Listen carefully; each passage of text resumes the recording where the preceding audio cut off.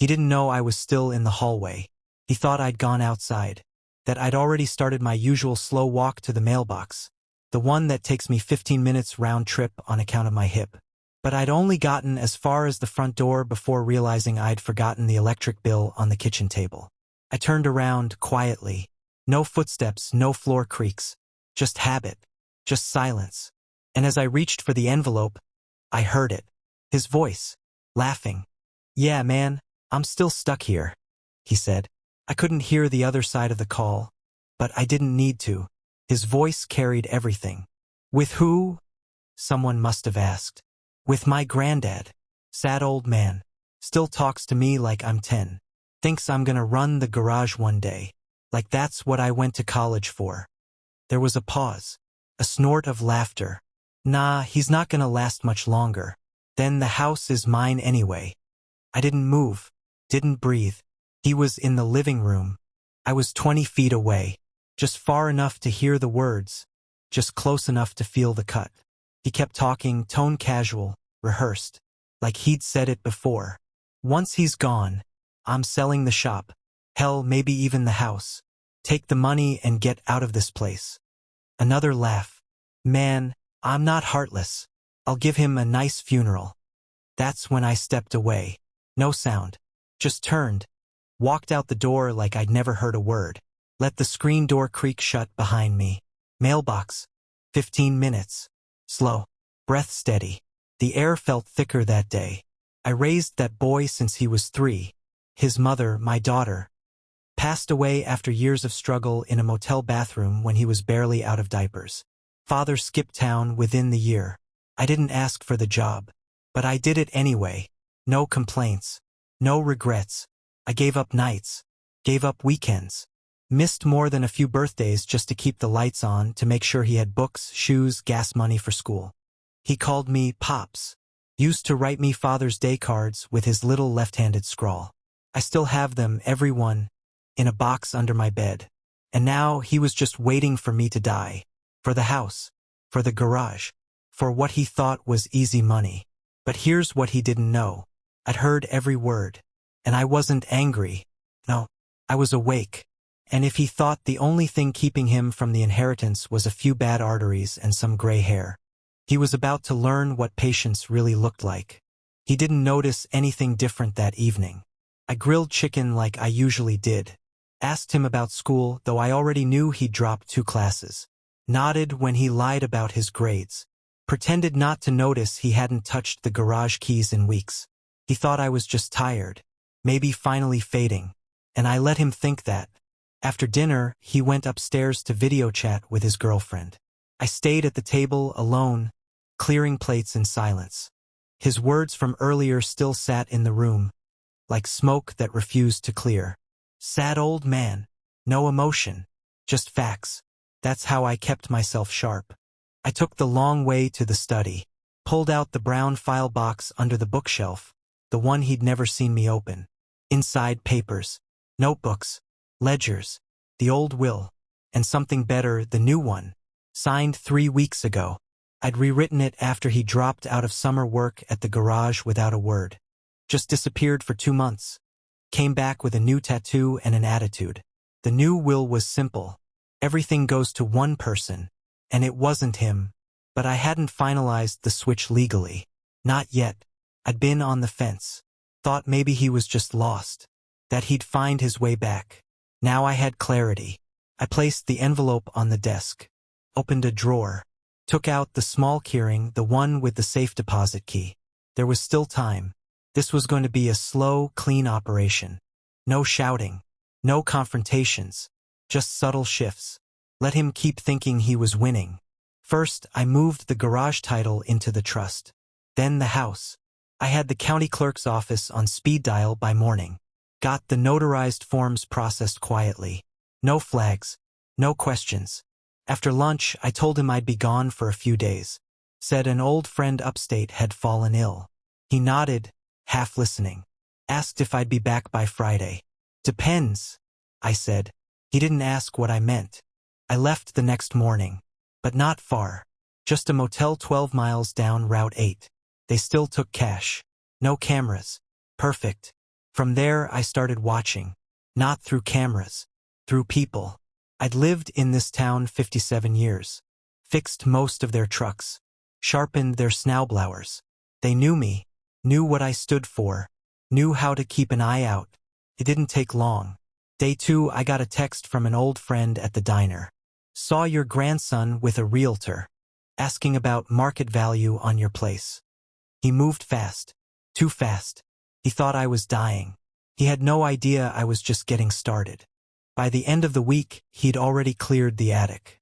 He thought I didn't notice how empty it sounded when I came back. No more boxes shifting above the ceiling joists. No more old trunks stuffed with the life I built before he was born. I said nothing. He asked me how my trip went. I told him it was quiet, that my friend didn't make it through the night. He nodded, said, "Sorry to hear that," with eyes that didn't leave his phone. He didn't even ask for a name. That night, I waited until he fell asleep. The soft murmur of whatever show he binge-watched bleeding through the floorboards, and I opened my desk, pulled out the folder I hadn't touched in years. Inside, photos, some old, some new, bank statements, trust formation papers, a copy of the updated deed. Everything he thought was still his future. I'd already reassigned. But I wasn't done. He was ambitious, yes. Entitled? Absolutely. But the worst part? He was careless. He left his laptop open on the kitchen counter one morning. I didn't touch it. Didn't need to. The screen was still active. Open to his messages. And there it was. A conversation with someone named Mal. He's back. But not for long, I think. Doc said he's limping more. How soon do you think? Month? 2 max. Then I file everything. House, shop, maybe even insurance if I can swing it. He was planning everything. He hadn't just said those words to his friend on the phone. He meant them. He thought I was going to drop dead. And he was already calculating how to collect every piece of my life before I was even in the ground. So I stopped holding back. Next day, I met with Martin, my lawyer of 30 years. We updated the will again. This time with clarity. The business to a former apprentice. A man who'd worked with his hands, earned his keep, and still checked on me every month, even after moving out of state. The house placed in a legacy trust. To stay in the family, yes, but only if maintained by someone living in it full-time and contributing at least 20 hours a week to the garage. Guess who didn't qualify? I didn't tell my grandson a word. Just smiled over breakfast. Asked if he was still seeing that same girl. He said no, rolled his eyes. Said she'd wanted him to grow up. I bit my tongue. Because she wasn't wrong. But I didn't need to tell him that. He'd understand soon enough. The kind of lesson you can't teach with words.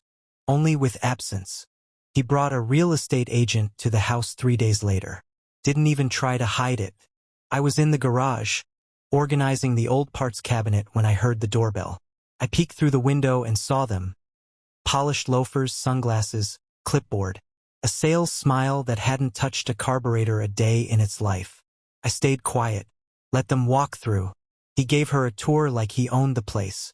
Told her about the old man's heart problems. Said he was just helping me downsize.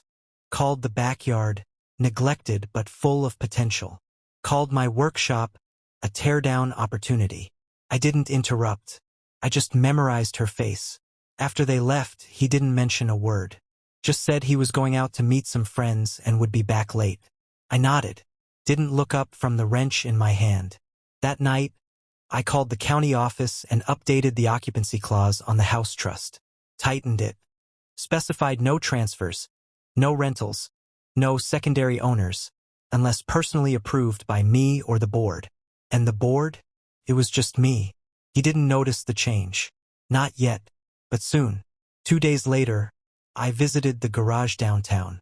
The original one. Still had my name above the bay in faded red letters. Inside, I sat down with Ernie, my old mechanic, part-time now, mostly just for diagnostics and Sunday coffee. I asked him something I'd never said out loud. What would you think if I handed you the keys? He looked up, eyes wide. To the shop. To the whole thing, I said. You've kept it alive longer than anyone. He didn't know what to say.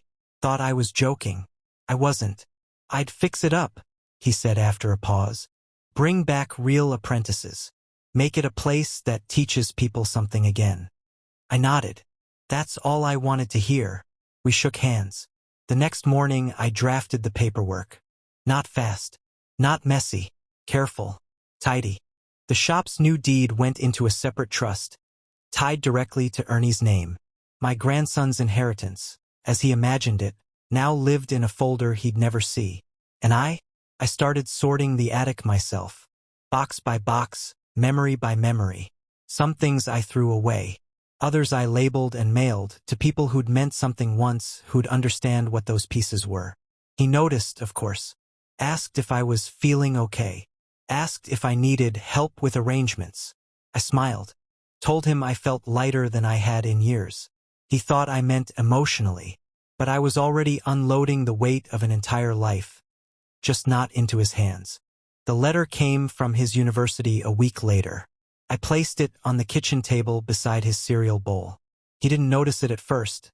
Just scrolled through his phone, one leg bouncing with that same quiet restlessness he always had when he was lying about something. Then he saw it, stiffened, flipped the envelope over like he thought it might burn him. He opened it in silence. I didn't ask what it said. Didn't need to. I already knew. He dropped below the academic threshold. No more financial aid. No more extended leaves. No more pretending. But what struck me most was how quickly he folded it and slipped it into his pocket, like I hadn't seen a word. No apology. No explanation. Just avoidance. I didn't say a thing. That evening, I brought down 2 cardboard boxes from the attic and stacked them by the front door. Old books, a few framed photos, some of his clothes from high school. Left them there like forgotten luggage. He noticed, of course. Moving someone in? He asked. No, I said, without looking up. Just making space. He stared for a second, waiting for more. I gave him nothing. He left for the evening without a word. That night, I took out the envelope again, the will, the trusts, the final letters I'd been drafting, and added one more, handwritten, sealed, stamped, labeled simply, "Open if I'm gone." I placed it at the bottom of the safe, behind the documents he thought were still his. Then I did something I hadn't done in years. I went out, just for a drink. Local bar. Same place I used to take his mother when she was 17 and still believed I was invincible. I ordered 1 beer and sat quietly in the corner, nodding to the faces that still remembered me. The bartender, young, polite, curious, asked how things were. I told him everything was changing, and that it was about time. When I got home, the boxes by the door were gone. Car trunk open. He'd moved them himself. Tossed like garbage. It was all happening faster than I expected. He was trying to erase me before I was even out of the picture. But he didn't realize I'd already removed him. Now I was just watching how deep he'd dig his own hole. And I was taking notes. He brought a woman home the next weekend. Didn't even introduce her. They came in laughing, loud, careless. The kind of laughter that says we own this space even when they don't. She was young, sharp-eyed, full of edge. Looked around like she was inspecting something she might want to sell. They stayed in the living room for a while. I didn't leave my room. Just listened. He's barely around, I heard him say. Just sits in the garage all day. I'm handling most things now. Then her voice. So it's like, pretty much yours already? He didn't answer right away, but the silence told me enough. Later that night, I walked into the kitchen to make tea. She was there, barefoot, eating from one of my bowls like it belonged to her. "Hey," she said. "You're the granddad, right?" I nodded. She smiled like someone who knew she didn't have to try too hard. "I'm Bella." "David," I said. "But you probably knew that." She laughed. Not kindly. "Yeah. He's told me all about you." I didn't ask what exactly. The next morning, they were gone before I woke. I checked the garage. Keys were untouched. Safe was still sealed. But 2 framed photos from the shelf were missing. One of my wife, one of him at age 7, holding her hand. Just gone. No accident. I didn't say anything. That evening, I called Ernie again. Told him we were moving up the timeline. He understood. The next day, we filed the official transition documents for the shop. Effective immediately. Control handed over. No more strings. Then I contacted the estate attorney and finalized the deed restructuring on the house. Set the trust's active clause to engage upon my hospitalization or death, but with strict conditions. Conditions he didn't meet. I left no gaps. He thought the inheritance was still floating out there, waiting for his charm and time to collect it. He didn't know it was already buried. He still played the part, of course. Made dinner once a week. Asked how I was feeling, always with that too bright tone. Like he was rehearsing grief. But I'd stopped listening. Now I just documented everything. Receipts, times, visitors, everything. Not for revenge. For record. For the final folder I'd leave behind. Because the worst kind of punishment isn't loud. It's official. The lie came wrapped in concern. I was thinking, he said one afternoon, lingering in the doorway like he wanted to seem casual. Maybe you should let me handle your medications from now on, just in case you forget. I looked up from my paper. My memory's fine. Sure, yeah, I know, he said quickly. Just better safe than sorry, right? I nodded. Slowly. He was testing the waters, seeing how close he could get to full control. That night I checked the pillbox. Everything was in order. But I still tossed the whole thing and refilled it myself. From the backup stash. The one he didn't know existed. 2 days later, I forgot my appointment with the estate lawyer. On purpose. Wanted to see if he'd bring it up. He didn't. But I heard him on the phone again, talking to Bella. She's already asking if it's worth waiting, he said. I told her he's old, but not dead. Yet. Then a laugh. That same laugh he'd used when he was 12 and stole a 20 from my wallet. Except now he was 24. And the theft was a life. So I gave him something to feel good about. I started moving slower. Asking him to repeat things. Left the milk out on purpose. Missed the TV remote twice and asked for help finding it. All tiny fractures. Just enough to give him hope. He started smiling more. Being nicer. Convinced himself he was winning again. That's when I called Maria. She was my wife's niece. We hadn't spoken much over the years. She lived in Oregon now, had a son of her own, worked as a paralegal. I told her I had a file I needed kept. Just in case. She said she'd take care of it. Didn't even ask what was in it. That night, I slept better than I had in months. But he wasn't done. He started snooping. Left browser tabs open to legal guardianship and power of attorney. I found a printed packet on the printer tray, half highlighted. One of the pages had mental decline underlined twice. I didn't react. Not even when he started locking the door to the upstairs office. I just made sure the documents were all in places he'd never think to look. Not because I was hiding them, but because I wanted him to feel just safe enough to try something bold. Soon he'd make his move. I could feel it. The same way you feel a storm an hour before it breaks. Not in the sky, but in your bones. It happened on a Thursday. I came home from the garage to find a letter on the kitchen counter. Not folded, not sealed, just placed. Intentionally. It was from a local attorney. Someone new. Someone he'd hired. Inside, a request for a mental capacity evaluation. Voluntary, of course. For now. He'd filed a concern. Citing forgetfulness, confusion, missed appointments. Claimed he was only looking out for my best interests. He'd played his first real card. And I smiled. Because that meant it was time to play mine. That evening, I sat down with him at the table. Told him I'd seen the letter. Asked what it was about. He feigned concern. Pops, I just want to make sure you're okay. You've been off lately. And I'm trying to help. You think I'm not fit to manage my own life? No, nothing like that, he said too quickly. Just, some decisions are big. I want to help you. Like you helped by showing the house to a realtor? He blinked. What? I know everything, son. The pause that followed was thick. Look, he said, shifting in his seat. We're both thinking about the future. You've done so much. It's time to let go. Maybe enjoy whatever time you have left. I nodded. Then I stood. I agree. I said. He looked surprised, almost relieved, until I walked into the study and came back with the sealed envelope. Labeled in handwriting he hadn't seen before. I slid it across the table.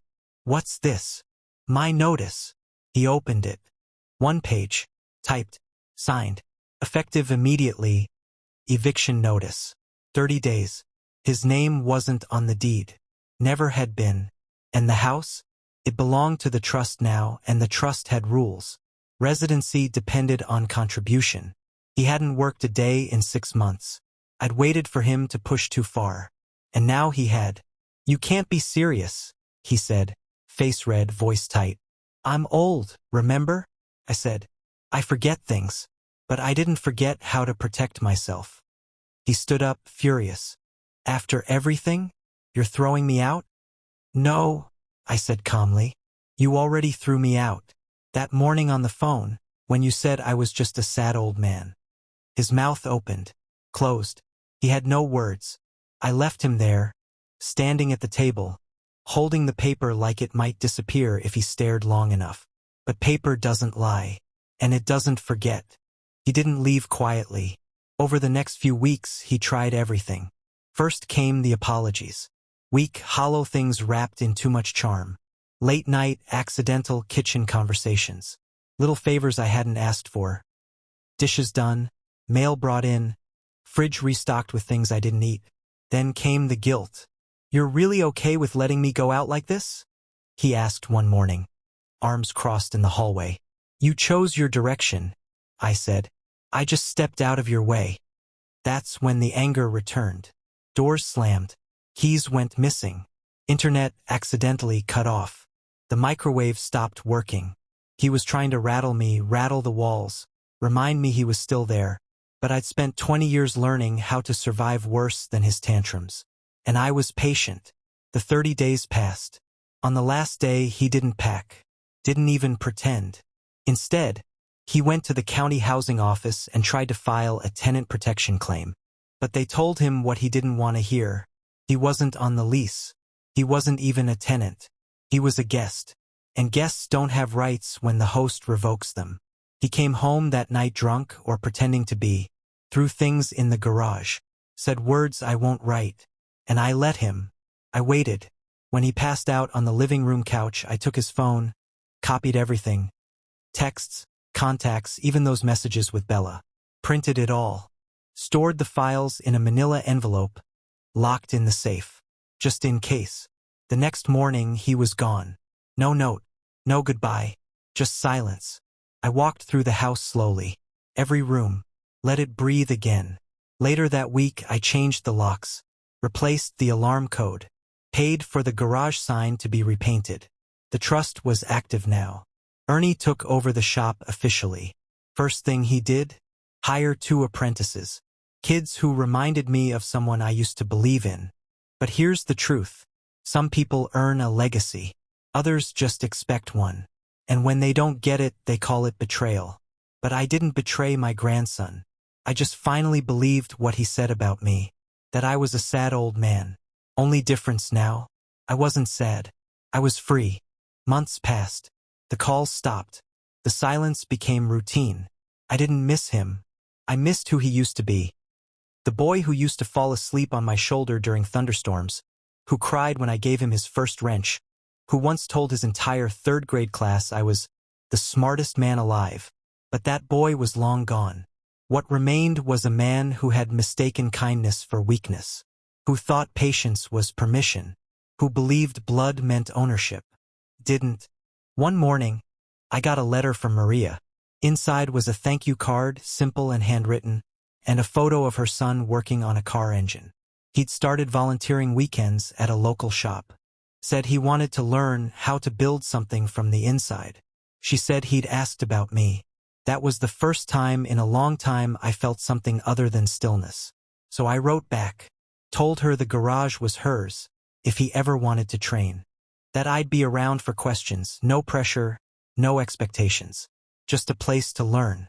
She called a week later. Said her boy was over the moon. Said thank you 3 times. I told her the truth. It felt good to build again. Not just machines. People. One morning, while sorting old photos in the attic, I found one I'd missed him, maybe 10 years old, in coveralls far too big, holding up a wrench with both hands like it was a sword. I stared at it for a long time. Then I slid it into an envelope, wrote his name on the front. No note, no message, just the photo. I didn't know if he still lived at the same address, but I mailed it anyway, not as a peace offering, as a reminder that he could have had everything. But what he wanted wasn't love or legacy or history. He just wanted the shortcut. And I don't build things that break under shortcuts. The house is quiet now. The shop runs better than ever. And me? I'm still here. Not waiting. Just living.